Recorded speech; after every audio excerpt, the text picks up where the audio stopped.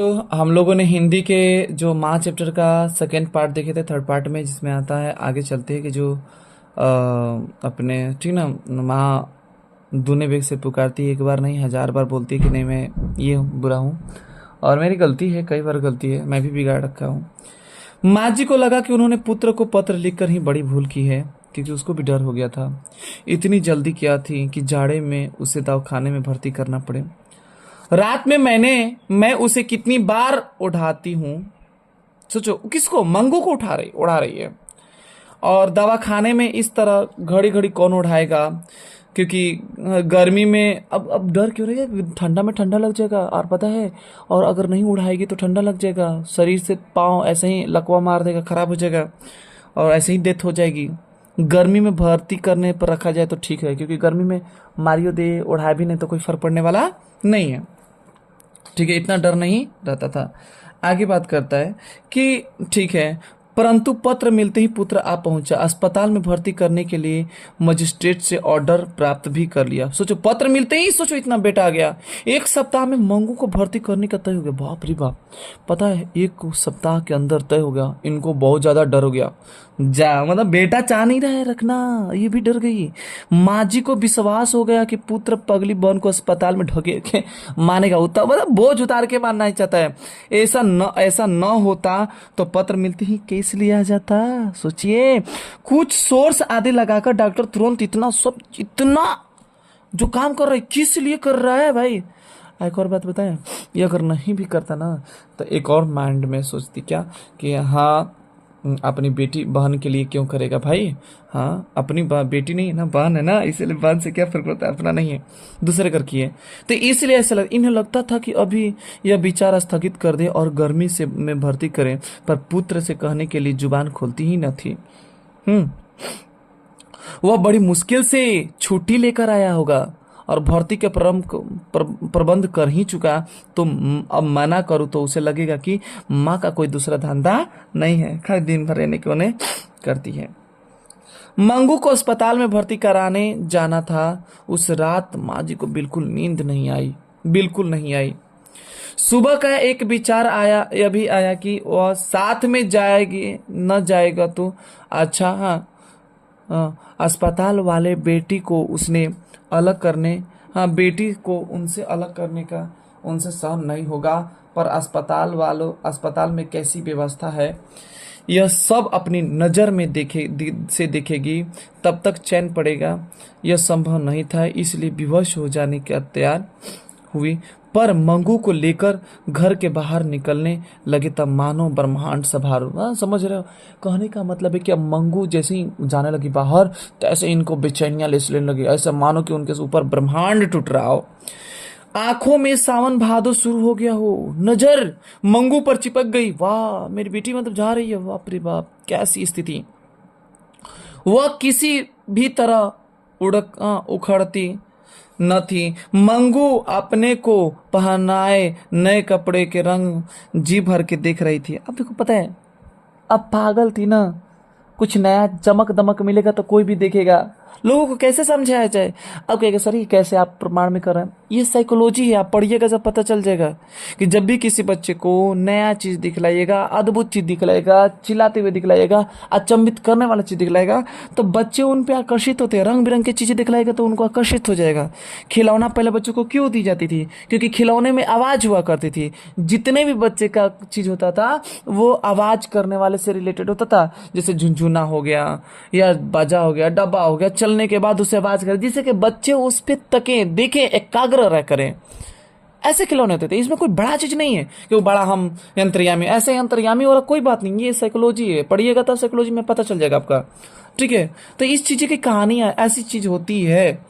आपको भी कहीं मान लीजिए मार्केट में गए और मार्केट में जैसे एंट्री मारेंगे तो आप भी देखेंगे तो आपका मन एक जगह कहाँ क्या किस पे टिकेगा।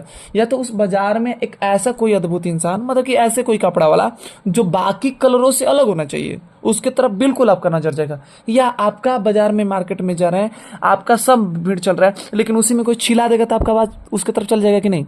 सेम वही बच्चों का भी कंडीशन वही होता है। अब बच्चे या पागल, तब पागल भी उसी कैटेगरी में आते हैं। भाव में आ गई हो, जैसे माँ जी के एक तरफ कर देखकर वो हंस भी पड़ी। उस समय माँ जी का कलेजा कट रह गया।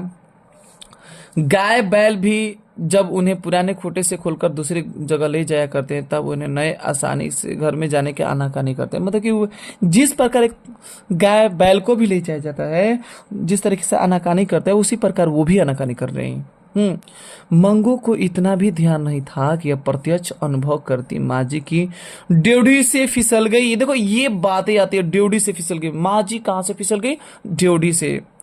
हृदय कलकला उठा, बाप रे। हाँ, अबोध पुत्री का दुनिया में कोई नहीं, सगी माँ भी नहीं हुई, अपने को भी बुरा समझ लिया। पुत्र का हृदय भी भर आया था। माँ की तरफ आंखें उठाने जितने भी उतने, मतलब सोचो, माँ की तरफ आंखें उठाने जितनी भी उसमें साहस नहीं, क्योंकि बेटा भी अब बेचारा रो रहा है, भाव ने तो। जितनी विलंब होता था उतना ही ट्रेन पकड़ने का समय कम होता था। आंगन के बाहर गाड़ी में जुते बैल पांव उठाने के तत्पर हो रहे थे। वो भी जाना चाहता है, पर लेट माँ जी ने कर रखे हैं, क्योंकि सावन भादो शुरू तो किया है। जो पुत्र ने माँ की तरफ आंखें बिना किए ही लथड़ाकर पांव उठाते हुए कहा, अरे देर हो रही है, अब निकलना निकलना चाहिए। आंगन से निकलते समय उसने धोती के कोने से आंखें पोंछ ली। किसने? बेटा ने। पड़ोस की एक स्त्री ने मंगू का हाथ पकड़कर आगे किया।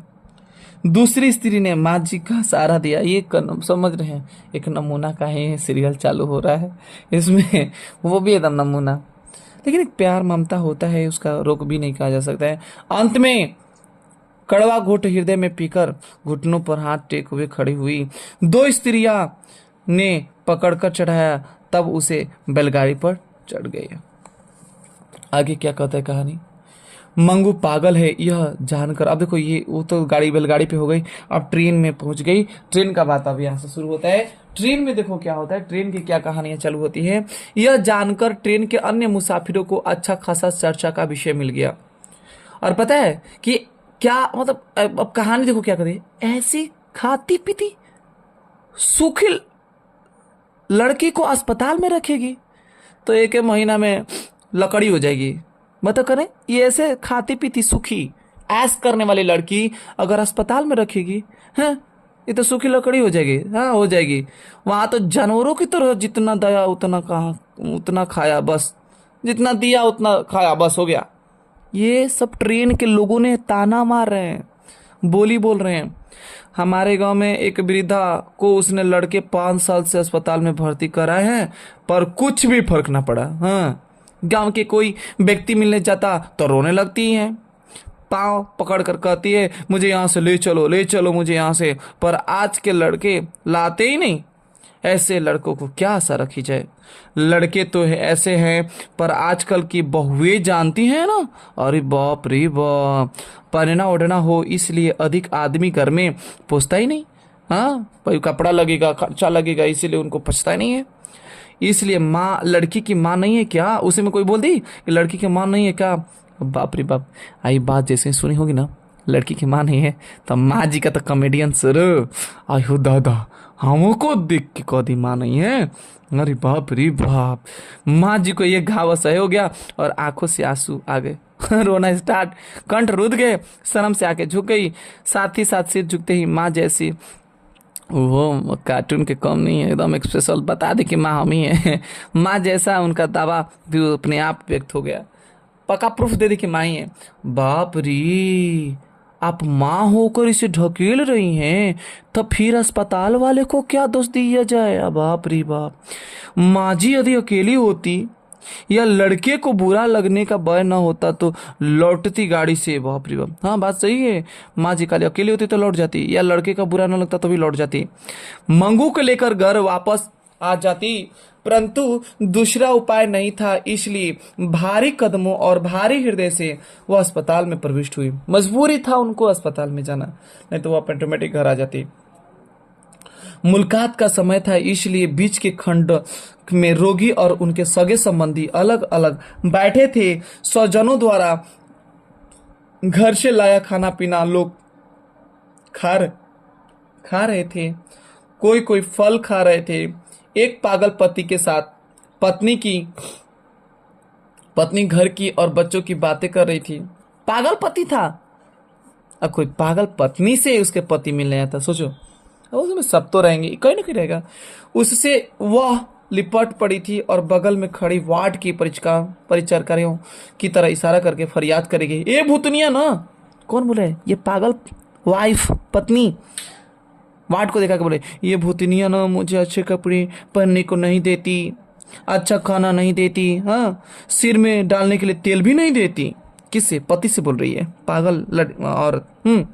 माँ जी उस समय परिचारिकाओं को तरफ देख रही थी। वो भी अब अनजान है, पहली बार मिल रही है, पहला बार मुकाबला होता है।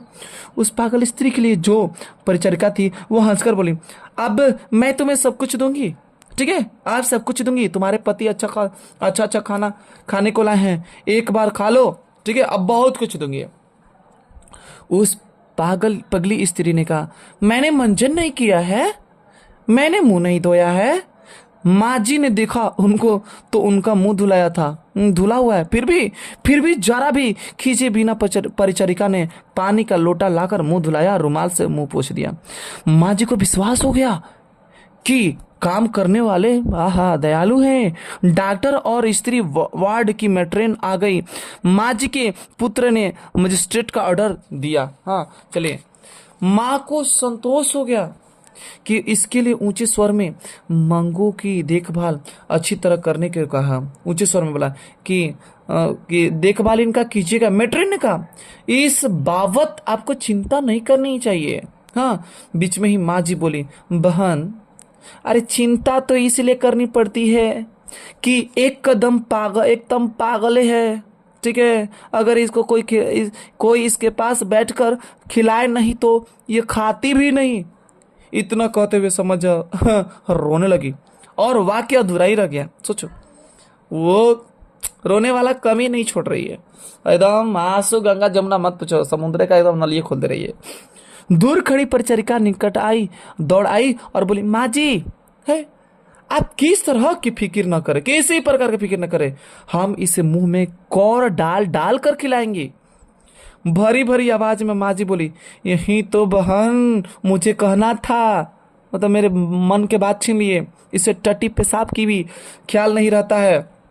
रात में कपड़े बिगाड़े तो देखना, नहीं तो गीले में सो जाती रहेगी तो वायु हो जाएगी, ठीक है, मतलब खराब हो जाएगी, ठीक ना। तो दूसरी परिचारिका बोली, रात में 4-5 बार जांच की जाती है माँ जी, 4-5 बार। माँ जी ने कहा, रात में रोशनी जलती रहती है तो नींद भी इसका नहीं लगती। तो अब क्या बोली परिचारिका कि जिसे नींद नहीं आती उसे नींद की दवा दी जाती है। इसे दूसरे उपद्रव में जो मारपीट नहीं, वो भी देखना। अरे जो मारपीट करते हैं ना उन्हें अलग भी रखा जाता है। मतलब ये बहुत कुछ बताया जा रही है, तंची नहीं, बहुत कुछ, बहुत ज्यादा बता रही है। रात में सबको अलग अलग कमरों में सुला दिए जाते हैं। तो आशा करेंगे लॉन्ग वीडियो ज्यादा हो जा रहा है, ठीक है, और इसका लास्ट पार्ट बस एक ही छोटा सा ना हो जाए, और इतना ही रहने देते हैं, और अगले दिन इसके पार्ट पे मिलेंगे। और ठीक है, तो आशा करेंगे कि आपको कहानी कैसी लग रही हो, कैसे जा रहा है, ठीक है, और कोशिश करेंगे कि आपको एकदम बेहतरीन लग रहा हो। कमेंट सेक्शन में ज़रूर बताइएगा कि कहानी कैसी हो रही है, और आगे की तरफ बढ़ते जाएं और बेहतरीन से बेहतरीन, और आप लोग का कमेंट का इंतज़ार रहेगा हमेशा, और इसके अगले नेक्स्ट पार्ट के लिए, और इसका ऑब्जेक्टिव भी आएगी आपके मध्य नज़र। और हम बिल्कुल कुछ दिन के बाद, ठीक ना, जितने ऑब्जेक्टिव कहानियाँ ख़त्म हो जाएगी तो हम लोग जल्दी से जल्दी क्वेश्चन बैंक हिंदी का शुरुआत करेंगे, ठीक है। कुछ कहानियाँ बताते जाएंगे, आप लोग सॉल्व करते रहिएगा, बेहतरीन से बेहतरीन जाते जाएगा। तो जाते जाते लाइक एंड सब्सक्राइब करना ना भूलिए। Thank you for watching video.